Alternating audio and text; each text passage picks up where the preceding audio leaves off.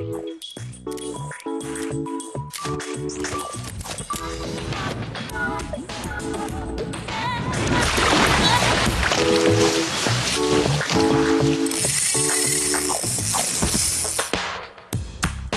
žvejai!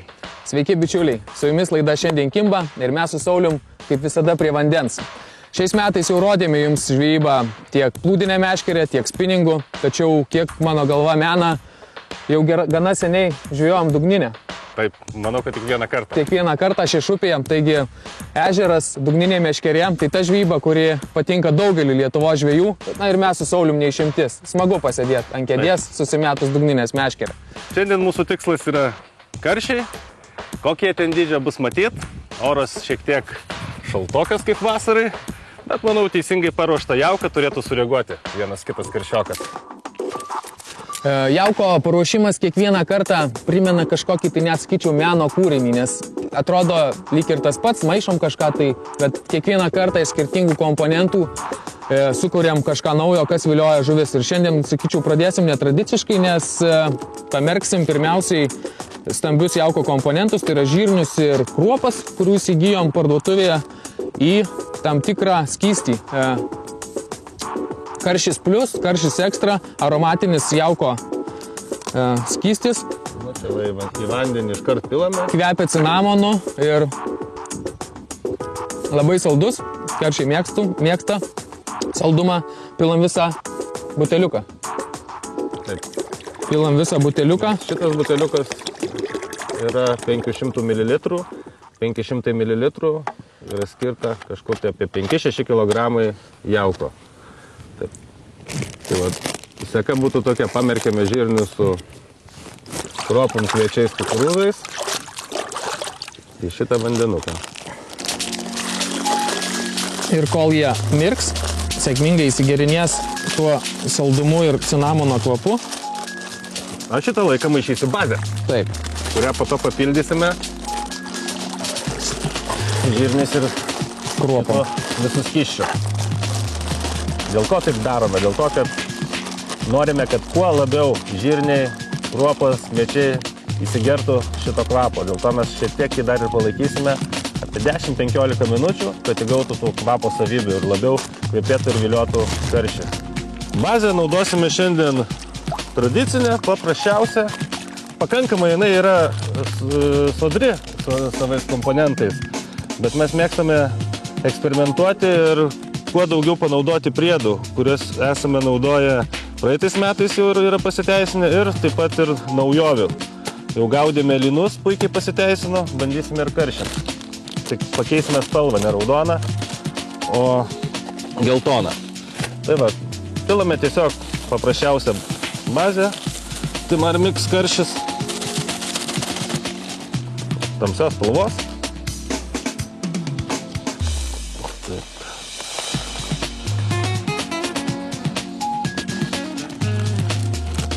Tada dar į karšio bazę įpilame baltai žuviai skirto jauko,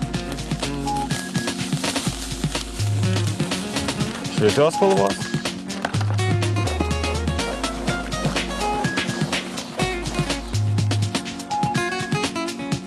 Pagardiname kepiniais. Čia yra kepiniai, į kurį įeina biskvitas, sausainiai, meduoliai malti. Labai daug saldumo, o kaip žinia, karšis didelis saldumynų mėgėjas. Kaip beje ir tų pačių kepinių, nes žinia, kad baziniam jauke yra tiek grūdai maišyti, skaldyti grūdai su kepiniais, o papildomi kepiniai, džiūvėsiai šiek tiek praturtina jauką ir taipogi netgi sulipina. Kopromelasa, privalomus komponentas. Tiesą sakant, neatsimenu, kad būtumėm gaudę baltą žuvį ir nedėję kopromelaso. Jo, karšiai ypatingai reikia jo nepagailėti. Šių metų naujiena. Geltoni džiūvėsiai. Lynam naudojam raudonus, čia geltoni.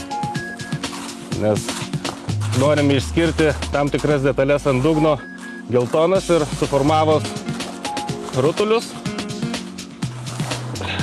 Šitas džiūvėsiai jis ardo rutulį ir gražiai taip jį skaldo ir skleidžia tokius debesiukus. Ir be abejo, išsiskiria savo spalva ant dugno, kaip pamatot. Taip, geltonumas. Pagardinam šiek tiek dar kanapėmis.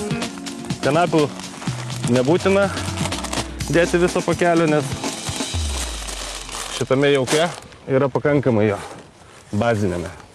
Bet šiek tiek reiktų. Ir pabaigai papildomą sausą kvapą, skirtą karšiai. Kvepia kmynais, cinamonais. Į 5 kg dedame 250 gramų visą pakuotę. Ir gerai išmaišome, kad neliktų va tokių stambių detalių. Taip, kad pasiruošėme 2 kg bazės ir 4 kg visokių priedų. Nes žvejosime dviese, jaukinsime ne tik šėriklėlėmis, bet ir tam reikalui atsigabenome valtį, nes norint kažką tai pagauti, reikia rimtai pasiruošti žukliai. Kvepia. Aha.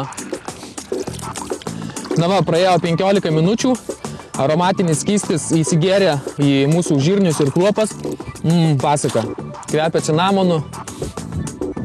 Ir tuo pačiu skysčiu drėkiname ir mūsų jauką. Po truputį reikia drėkinti.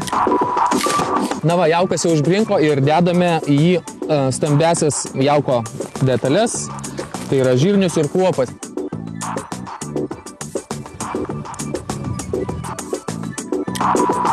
Emilį paliekame ant kranto, kad jisai padarytų keletą metimų ir pamatysime, kur nukris šėriklėlės, nes reikia prieš tai eksperimentuoti ir pamėtyti, kad žinotumėm, kurioje vietoje pastatyti žemeklį ir kur reikia jaukinti. Žemeklį reikia statyti kokią 20 metrų į šoną nuo jaukinamos vietos, kad tiesiog jo neištraukti su dugninė meškerė. Mesk! Statom žemeklį, čia nenaudojam primityvų, surinkom šiukšlės, panaudojam kaip žemeklį.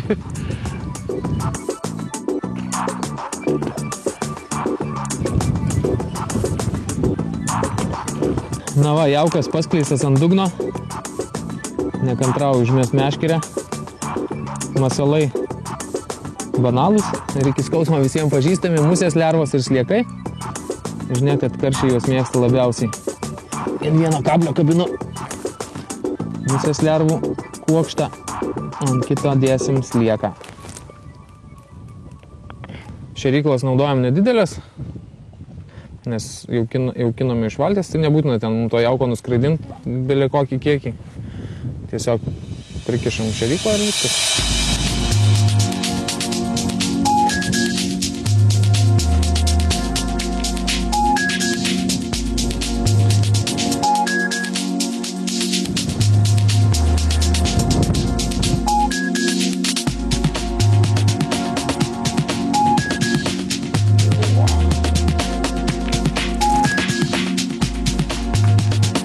Na va, pirmas šiandien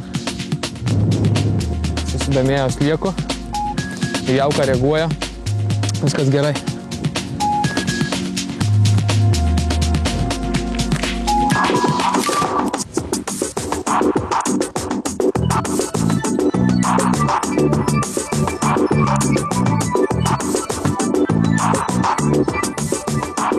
Šitiek sudėjus komponentų į jauką, matau, kad puskarčiam galva susisuko pirmiesiams. Visai smagus, kaip pradžiai, tai liuks.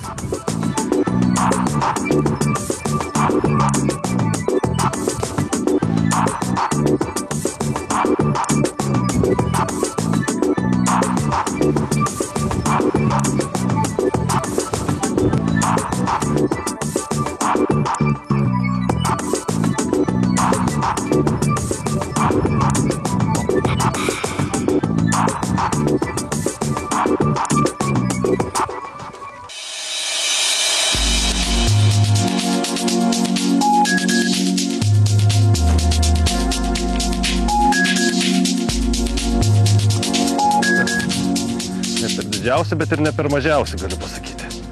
Gražus kimba.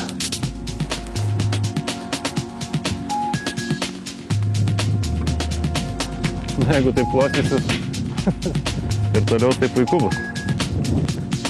Nėra didieji karšiai, bet nėra ir patys mažiausi permatomi. Sausarūriai. Taip, kaip dzūkai Nepabijokim to žodžio. Taip, kaip dzūkai pasakytų sausarūriai. Na, va, Saulius ištraukė per kelias minutės porą žuvų, o man nekimba.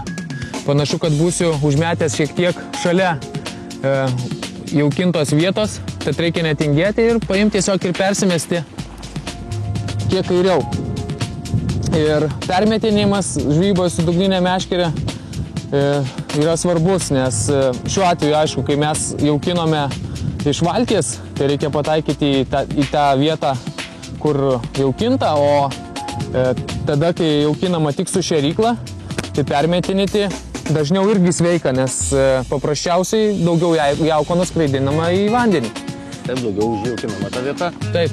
Nes jeigu bus dideliais atstumais mėtama į vieną, į kitą, į trečią vietą ir pasitikima vien tik tais kiek šėryklėlėje jauko ir bus nepaklotas tas atskilimas vadinamas jauko, tai rezultatai tikrai nebus ypatingi. Taip, kad reikia stengtis bent į kokius 10 kvadratų visada pataikyti plotą. Na, dabar viskas, manau, bus gerai.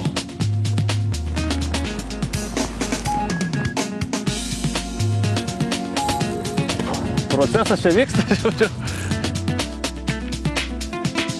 Vos karščias.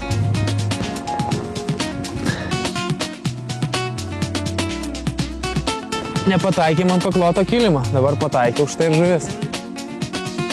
Hop. O! Kažką turiu geresnio.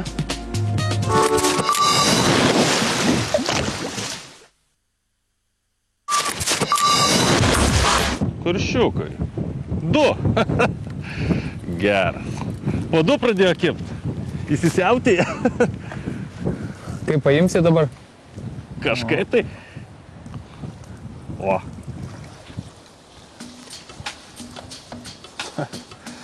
Pasaka. Kad ir ne per didžiausi, bet ir ne patys tikrai mažiausi. Malonu tikrai gaudyti.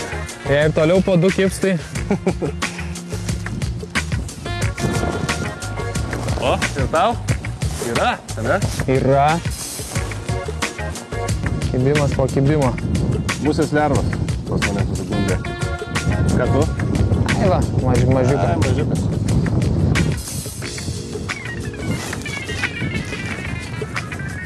Prašau. Liuks pašaras, reiškia, reikia.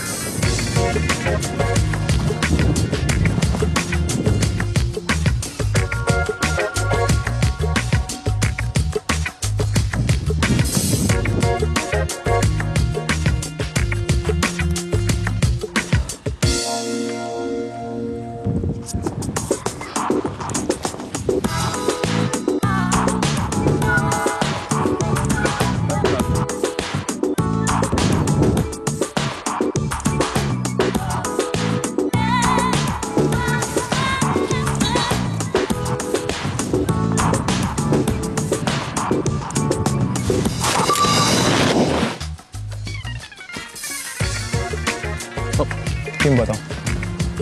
Turiu. Karšiukas. Opa. Kaip iš vieno lizdo.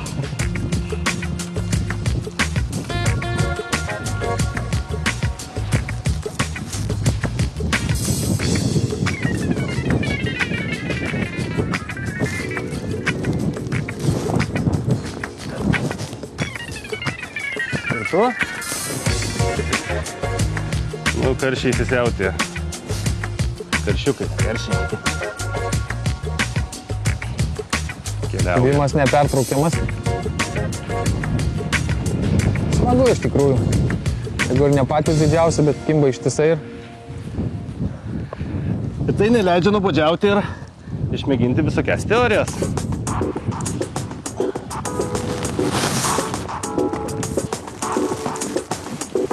Ką noriu dar pasakyti, kad ne vien tik tais jaukas yra svarbu žvyboje dugninę meškerę.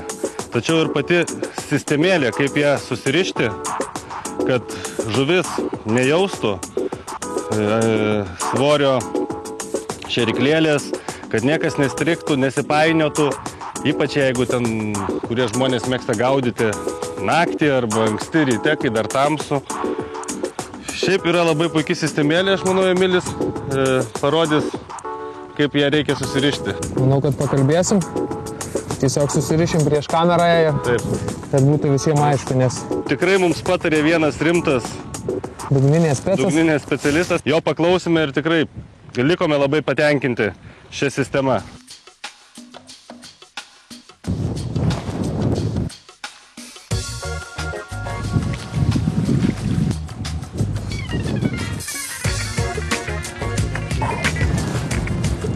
Op, turiu aš nieko visai.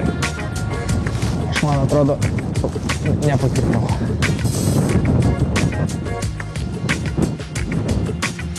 O, nekyla vėl du.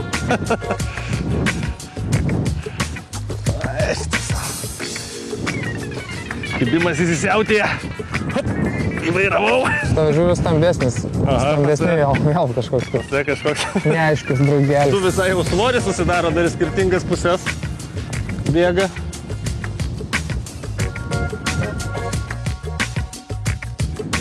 Nu ką, Emili, gal apie sistemas, nes karšiai kimba, nieks nesipainėja, jau kas veikia. Liuks. Gerai, reiks, manau, pakalbėti,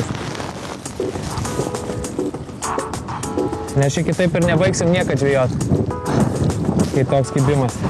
Gerai, užmetu paskutinį kartą ir...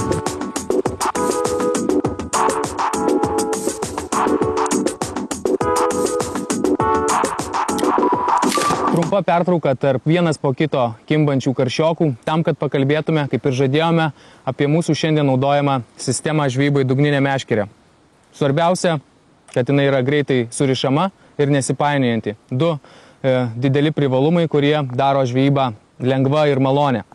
Šiandien žvejojame su dviem pavadėliais ir viršutinio pavadėlių įtvirtinimui naudojame specialų karabino, tiksliau sakant, kembrikų ir suktuko derinį.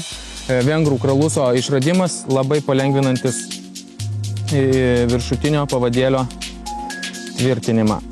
Mauname jį ant valo. Visą tą.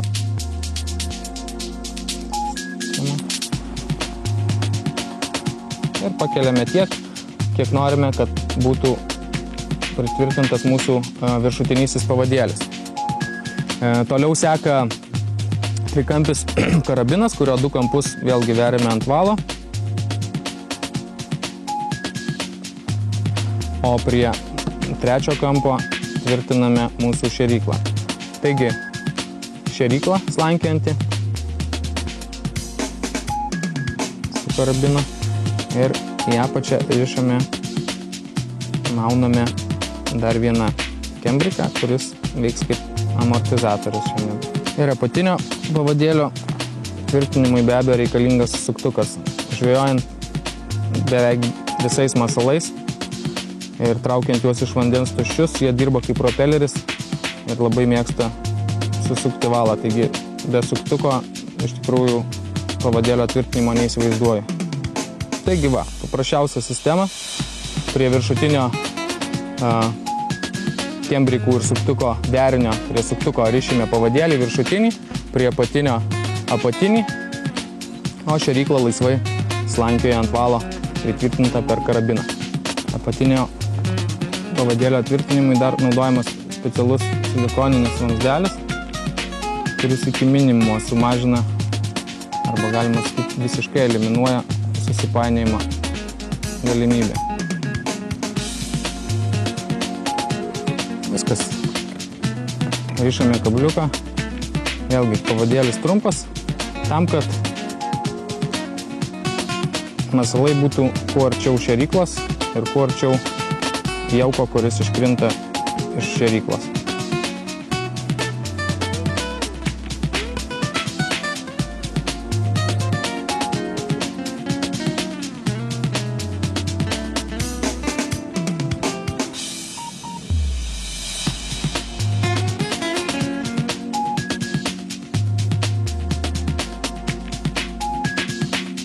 tokia paprasta, greitai surišama, šiandien mūsų naudojama sistema, dugniniai meškeriai. Žvejyba su ją vienas malonumas ir karšiai kimba vienas po kito, niekas nesipainioja, tad ko daugiau reikia. Baigdamas noriu paminėti, kad šiandien naudojame Kraluso Feeder Energy valą. Feeder, be abejo, visi žinome, reiškia skirtas dugniniai meškeriai, tad jį naudojame pagal paskirtį 25/100, tai yra tas storis, kurio šiandien užtenka tiek užmesti šėryklai, tiek išrauti karščius iš žolių. Pavadėliui 18/100, vėlgi Kraluso pavadėlinis valas. Viskas tiek apie sistemą, tiek apie valus. Einu ištrauksiu dar porą žuvų.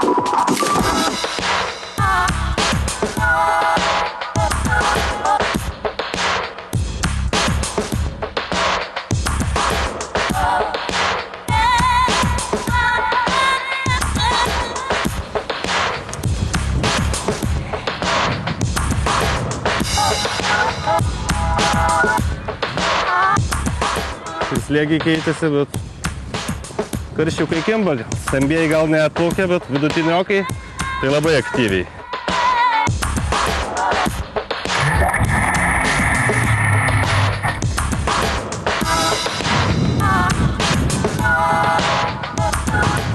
Čia vienas paskui kitą kibimai prasidėjo jau po du. Prisišaukėm visą būrį mes jau.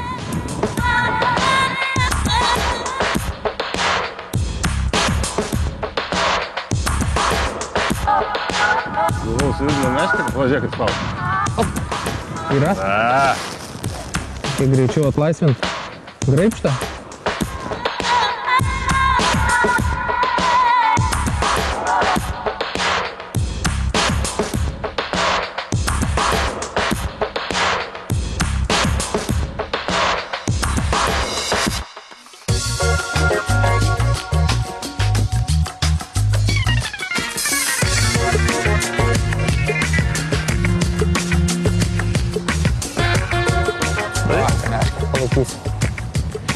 Kaip ir du, tai žinok, svoris neblogas, kad vienas tokio dydžio būtų.